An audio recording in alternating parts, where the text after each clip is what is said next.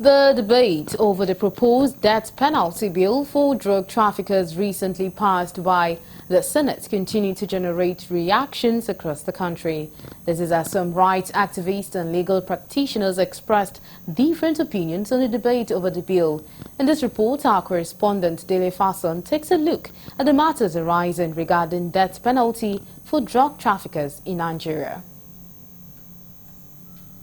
Although President Bola Ahmed Tinubu is yet to assent to the National Drug Law Enforcement Agency Act Amendment Bill 2024, which was passed by the Senate, some rights activists are of the opinion that the Senate comes up with a legislation extending it to corrupt Nigerians, as a legal practitioner described it as a draconian law.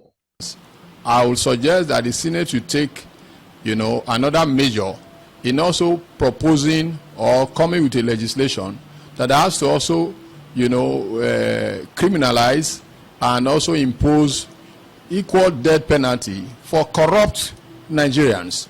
Because what corruption is doing to Nigeria today is worse off than even what the drug peddlers are doing to Nigerians. So I wish that the same measure with which they have come up with this death penalty for drug peddlers, they should do same, a legislation that will address the issue of corruption. The mischief this law is supposed to check is to stop or at least reduce the menace of drug abuse.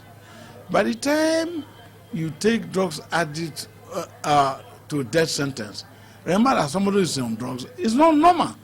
Why should we start breaking our eggs without hatching it? I do know all over the world, death sentence is abhorred. It's no longer in existence.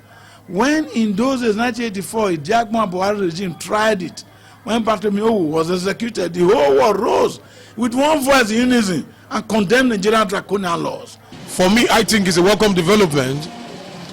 It will also help to checkmate drug trafficking within the country and drug racketing as well.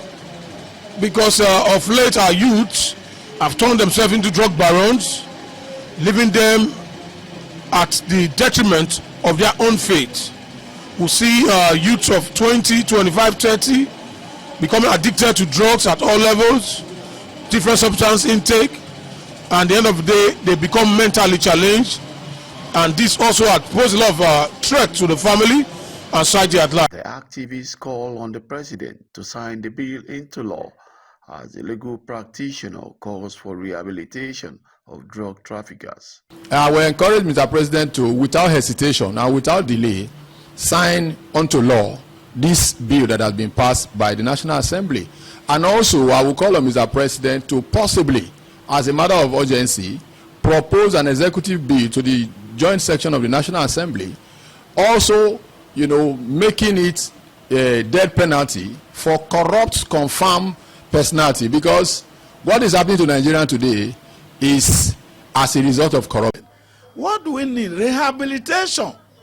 Rehabilitate drug abusers and they become normal in the society again. Give them jobs, occupy them, send them to the farms. You're talking of killing. What do you gain by killing your own citizens?